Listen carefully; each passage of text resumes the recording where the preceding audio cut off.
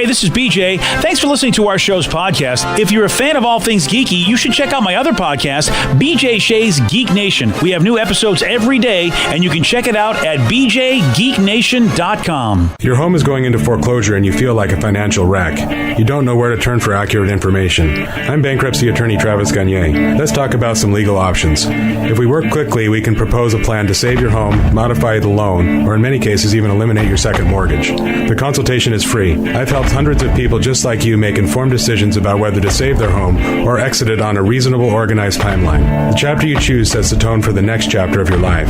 Please contact me today at choosetherightchapter.com. That's choosetherightchapter.com.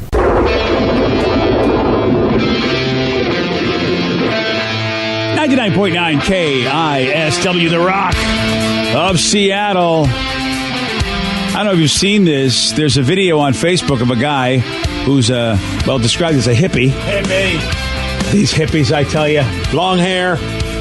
So this hippie dude, I guess, is flipping out on two cops and just shouting over and over again, "What's your name? What's your name?"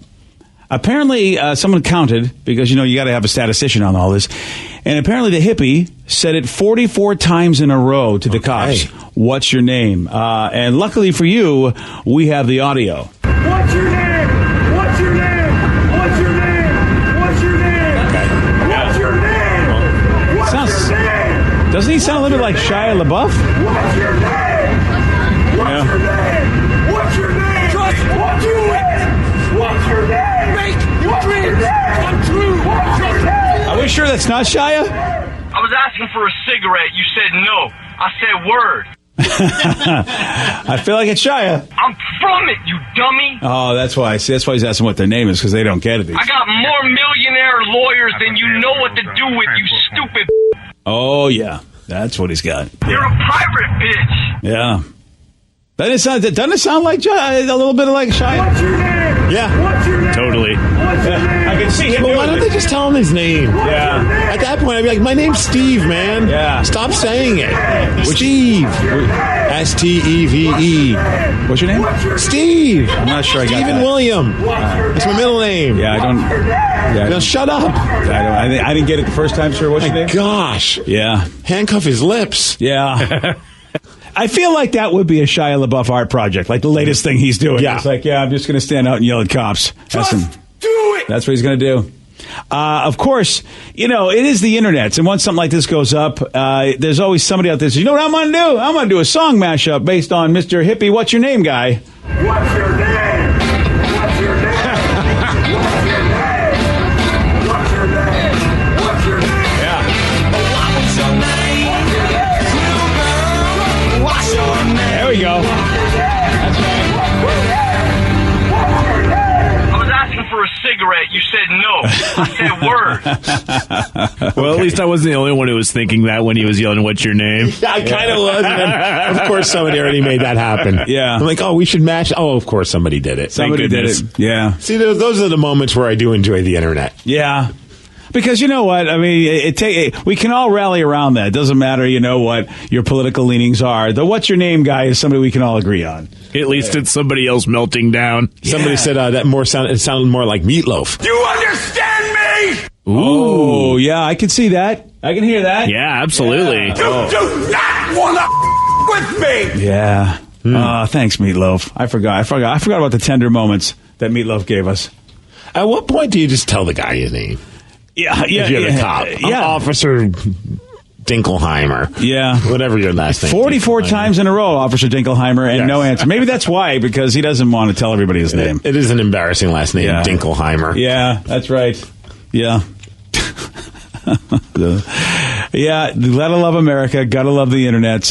We'll keep you posted on Mr. What's Your Name. If he comes up with a new question, we'll let you know. Somebody says you should mash it with Beyonce's Say My Name. Oh, yeah. Okay, see? All right, we can do that. I like that you looked at the Rev. Like, Rev, mash it together. Come on, Rev, get that done. BJ and Migs, mornings on The Rock, 99.9 KISW.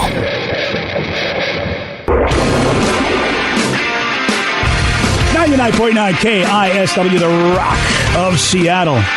Okay, so this is a survey, and they found out that the average person has 432 moments of pure joy a year.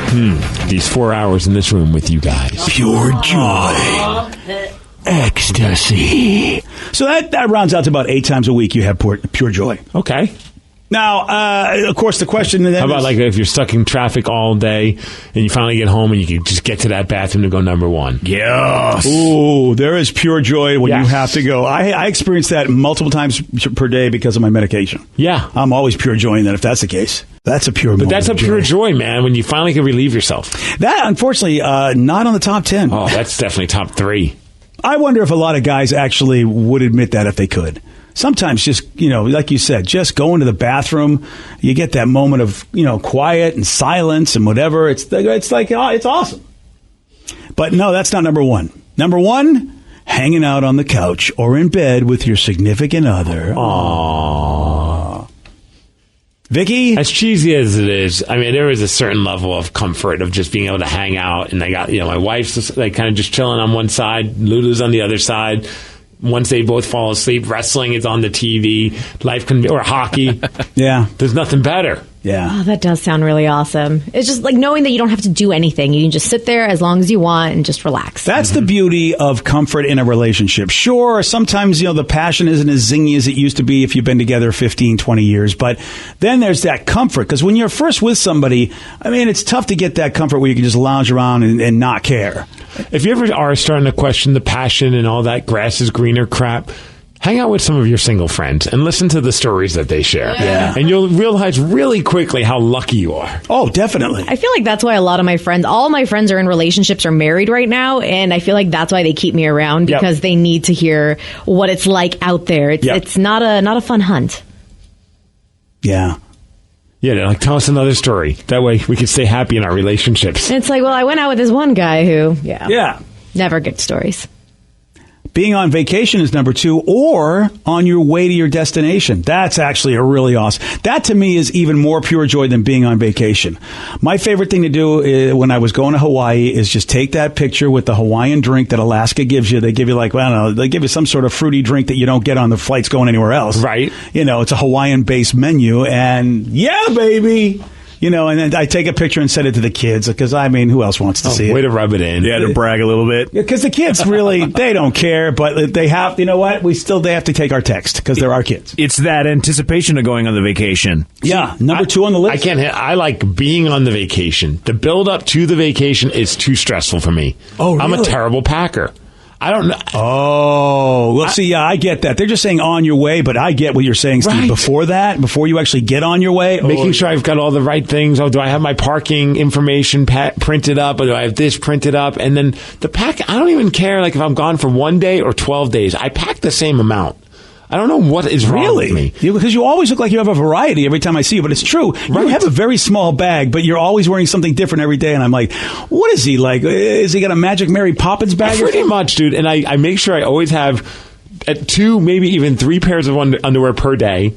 And 2 per day? Yes, 2 That's maybe amazing. 3 pairs of socks per day. Whoa! I just don't know if I'm going to have an accident. But how do you pack all that in there? Because you don't have much in there. Very tightly. Wow, dude! I didn't know you packed all that in that little bag. Dude, I bring all of my underwear, and I don't even care if I'm gone for just a couple days or I'm gone for. It doesn't matter. You got to get those ex officios, dude. Well, I have those, but they wash so quickly. And if I don't want to wash anything. I'm on vacation, dude. You do it while you're in the shower. I don't want to do that.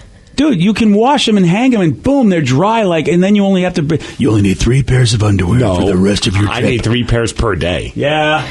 That is freaking awesome. I need to learn from you because I pack probably the same amount of stuff as you do. Just, you don't know. What if somebody spills something on me? What if I have an accident? Right. Pee my pants. But I pack the biggest bag, and I can't Vicky's help it. bag. I mean, and of course, I bring a big bag too because I always want to make sure I've got enough to be comfortable in any environment that I'm in. You make a T-shirt and jeans look good in any environment. I don't know how you do it, but you do. Maybe you wear a dress hat. We'll go to a fancy restaurant, and Steve will have a different hat, but it'll look really crisp and clean. And I'll be like, he really looks like he's dressed up, even though he's wearing the same damn thing he wears at the workplace. I saw a guy, he had a travel bag for his hats. And it was shaped like a hat. like a big fat hat, and then he just stacked. I asked him to open it. He probably thought it was weird. I'm like, sir, I know this is weird, but I've never seen a travel bag for hats. That's cool. And I always bring 1 or 2 hats, but I have to connect it to my carry-on bag so I don't crush it. And he opened it up, and he had like 6 or 7 hats in it. Oh, yes, nice. that was it. It was like a hard case. Oh, that's awesome. And he's able to put as many hats as he wants in there. And he was so proud of it. And he looked at his wife, and he kind of gave her that look like, see, somebody appreciates my hat bag. Yeah, that was a purchase that they thought about. And she looked at him like, see, there's only one other loser that thinks that's cool. That's right. I want one of these so bad. Right. Yeah, that's awesome. I didn't know they even made such a thing. Yeah, Vicky's got like the mother load of hats. I got the 12 case one. No, he had more like the 6er. Damn. Yeah, see, if you're a hat guy, that makes a lot of sense because I have to bring my, the hats that don't have form. You can crush them; it doesn't matter. You just got to watch out for the bill because they don't have shape on the head of it. That's what I bring because of the same reason. I didn't know there was I bring some of my stiff hats. One person says I do the same thing that Steve does. Another person, I pack the exact same way. Steve, you're not alone. Another person, yep, Steve, I need them undies at all times. Yeah. And another person says, wife and I use the same size bag for trips. She just uses half of mine. Oh, my wife will do that too. Yeah. Because she's always pushing 50 pounds. Yeah. On the weight of the bag. So sometimes she's like throwing in random things into my bag. Yeah, I'm that guy. My wife, actually, I use half of her bag.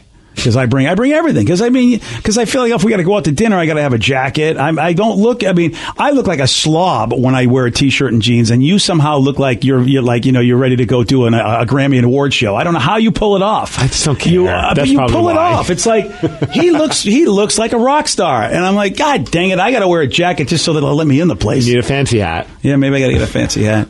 The number 3 moment of pure joy on this list: you're on a date, but only if you're already in a relationship. First dates are too stressful. So I guess if you're on a 4th date or whatever, maybe the second date. I still think the second date could be stressful. No, I'm talking about even now. Like we're like, we got a date night this weekend. Oh yeah, and it's just like, can't wait. I'm pumped for it. Yeah, I still get pumped for date nights. Good for you, man. I mean, that's actually cool because usually, I feel like, boy, you can always have date nights if you have no kids. Well, the nice thing for me also is that it's an opportunity for me to. That's like one of the opportunities where I get to eat. Crazy. Oh, there you go. You know what I mean? So I get excited about going anywhere for like sushi or steak or whatever it may be. Yeah, let's get that appetizer, honey. Yeah, sure thing. Mm-hmm. How about this one? This one is surprising. To me. I mean, it's a good time. I just didn't realize how great of a time it was. A moment of pure joy in a person's life is being at a friend's barbecue, picnic, or house party. Yes. The smell of meat grilling, people chilling out, hanging out, having just a good time because there's meat. And not having the stress of having to be the person cooking all the meat. Absolutely, yeah. I get that. Okay, yeah. We had that happen when we went to Lake Chelan. There were 4 couples. We rented a house right on the water at Lake Chelan, and so we all decided 1 meal per couple. So you had to prepare a meal for everybody. So everyone had different things. So I like how you say like you had to do it. Bro, I was the one barbecuing, man. Really? Yeah, we did barbecue. So I'm barbecuing for everybody. And my wife's like, you look really stressed. And I'm just like, yeah, typically when I'm barbecuing, it's for you and I. You're vegan, so I'm just barbecuing tofu or a vegan sausage or something. So there's no chance of me getting you sick from that. Yeah. If I don't cook well for myself, I made myself sick. No big deal. I'm so scared about cooking something and it's not properly done for somebody else. I would appreciate that. I mean, thankfully it all worked out great and it was good and the food was great. But at the moment, I was so scared like I was going to undercook it. And I don't know about you guys, but as I've gotten older, I feel like going out to like restaurants, they're fun and all, but they're not, I feel like they're still a little stressful. Like you don't get to talk to everybody because you're in the table. At least with a house party, you can at least, hey, I'm going to hang out with you for a little bit. I'm going to go hang out with you for a little bit. And there's not as much stress. I hadn't thought about that, but yeah, that is. And yeah, I wanted to cook a damn thing. That's great. The best was the first night. Her friend Jasmine and Ryan, they were the ones in charge of making the meal. And they did, they called them California burritos.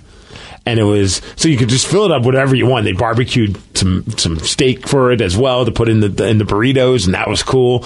But then they homemade French fries. What? And to put inside the burrito. I've never had a burrito with French fries inside it. Apparently that's a thing. Apparently so. Yeah, it's a thing. Yeah. I've never had it, but I want it. And they homemade them? They homemade them, yes. Wow. Damn. Dude, it was insane. Damn. So I'm just... My wife's looking at me. She's like, how are you going to close that burrito? I'm like, oh, it's not a problem. I could barely close. I had to get another burrito shell and double it up.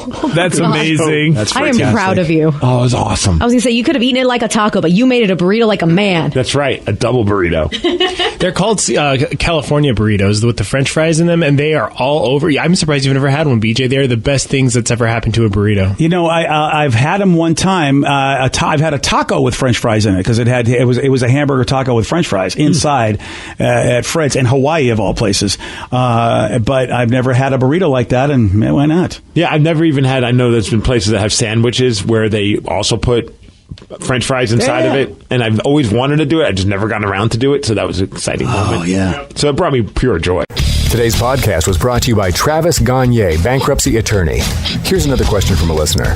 If I file for bankruptcy, do I have to appear in court? That makes me nervous. Going to court is never something that's easy to do. However, when you file bankruptcy, you usually only have to attend one hearing at the courthouse. Of course, I'll be there with you.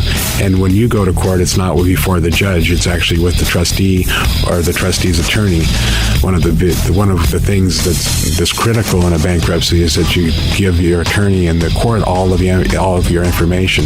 You list all of your assets and all of your creditors. That's what we're trading for your discharge, is your true and honest disclosure of your assets and liabilities. And so the court hearing is just usually about a 5-minute deal where you show up and reaffirm and swear that all the information you've given the court and your attorney is correct. Thanks, Travis. If you have more questions about bankruptcy, you can reach out to Travis anytime at choosetherightchapter.com. That's choosetherightchapter.com. Thanks for listening.